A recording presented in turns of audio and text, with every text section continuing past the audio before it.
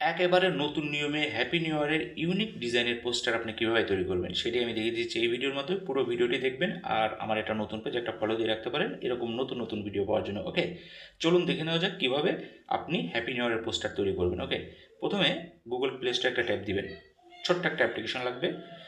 তো এখানে সার্চ দেবেন ফ্রেম প্রো, FRAME, একটা স্পেস দেবেন, PRO দেবেন। আমি লিখেও দেখে দিচ্ছি, এই যে ফ্রেম প্রো, এখানে একটা এই লেখাটা লিখে সার্চ দেবেন। ওকে, সার্চ দেওয়ার পরে এই যে লগোটি দেখুন, লগোটি দেখে ইনস্টল করে নেবেন। তো আমি ইনস্টল একটা ক্লিক করে দিচ্ছি।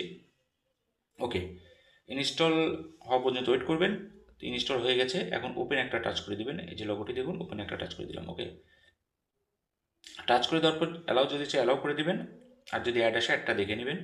তো অ্যালাউ আমি করে দিলাম। অ্যালাউ করে দেওয়ার পর এই যে যদি অ্যাড আসে যে ক্রস চিহ্ন কেটে দিবেন, তারপরে যদি অ্যালাউ চায় আবার অ্যালাউ অল করে দেবেন। ওকে, এখন দেখেন এখানে অসংখ্য পোস্টার আসছে, আপনি ভিউ অল একটা অপশন পাবেন, নিচের দিকে একটু আসবেন এরকম করে, এই যে ভিউ অল, এখানে একটা ট্যাপ দিবেন। ওকে, ভিউ অলে ট্যাপ দেওয়ার সাথে সাথে এখানে কিন্তু অসংখ্য বিভিন্ন দিবসের পোস্টার আপনি তৈরি করতে পারবেন, নিউ ইয়ার, প্রিমিয়াম, বিজয় দিবস, ঈদে মিলাদুন্নবী ইত্যাদি ইত্যাদি। তো আমরা যেহেতু হ্যাপি নিউ ইয়ার পোস্টার তৈরি করব, তো হ্যাপি নিউ ইয়ার, এখানে নিউ ইয়ারে একটা ক্লিক করে দেবেন। শুধু নিউ ইয়ারে ক্লিক করে দেওয়ার পর অসংখ্য আপনার পোস্টার ডিজাইন চলে আসবে, এখান থেকে যে কোনো একটা আপনার চুজ করবেন। তো আমি একটা চুজ করে দেখিয়ে দিচ্ছি। তো একটা ক্লিক করে দেওয়ার পরে যে আনলক আসবে, আনলক একটা ক্লিক করে দেবেন, যদি অ্যাড আসে অ্যাড দেখে নেবেন। ওকে, তারপরে যে ওপেন নাও, ওপেন নাও একটা ট্যাপ দেবেন। ওকে, তো ওপেন নাও এটা ক্লিক করে দিলাম। ক্লিক করে দেওয়ার পর এখান থেকে গ্যালারি, আপনার গ্যালারিতে যাবেন, গ্যালারি একটা অপশন হবে, গ্যালারিতে এটা ক্লিক করে দেবেন। ক্লিক করে দেওয়ার পর আপনার গ্যালারি থেকে একটা সুন্দর একটা ছবি সিলেক্ট করবেন। ওকে, তো আমি গ্যালারিতে যাচ্ছি, আমার গ্যালারিতে যাওয়ার পর যে কোনো একটা ছবি আমি নিচ্ছি জাস্ট দেখানোর জন্য। ওকে, তো আমরা এখানে এই ছবিটা নিলাম।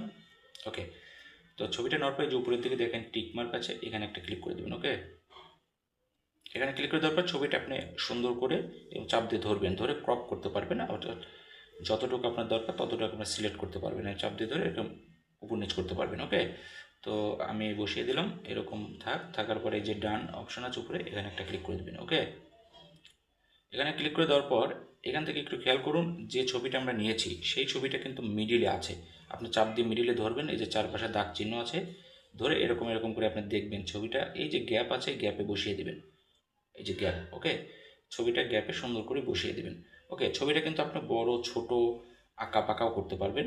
তো বড় ছোট করার জন্য এই যে এখানে একটা ছবির নিচে দেখেন একটা আইকন আছে, এখানে একটা এরকম করলে ছোট বড় হবে। ওকে, আপনি যতটুকু দরকার ততটুকু আপনি সিলেক্ট করে নেবেন, নিয়ে এই গ্যাপে বসিয়ে দেবেন। ওকে, এই যে ব্ল্যাক যে চিহ্ন আছে এখানে বসিয়ে দেবেন। ওকে, তো আমি বসিয়ে দিলাম। বসিয়ে দেওয়ার পর এখন হচ্ছে এখানে অপশন, এখানে দেখেন আপনার নাম লিখুন, একটা অপশন আছে, এখানে আপনার নাম লিখবেন।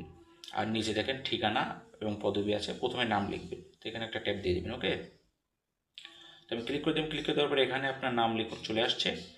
তো এখানে একটা ট্যাপ দিবেন, এখানে আপনার নাম দিবেন। ওকে, নিজের নাম দিবেন। তো আমি আমার নামটা দিয়ে দিচ্ছি, মাহমুদুল, MAHMUDUL। আপনি কিন্তু বাংলায় দিতে পারেন, সমস্যা নেই। তো ডানে একটা ক্লিক করে দেবেন। ওকে, তো ভিডিওটি একটু লেন্দি হয়ে যাচ্ছে, তারপরেও আপনার বোঝানোর জন্য লেন্দি করেই দিচ্ছি আমি।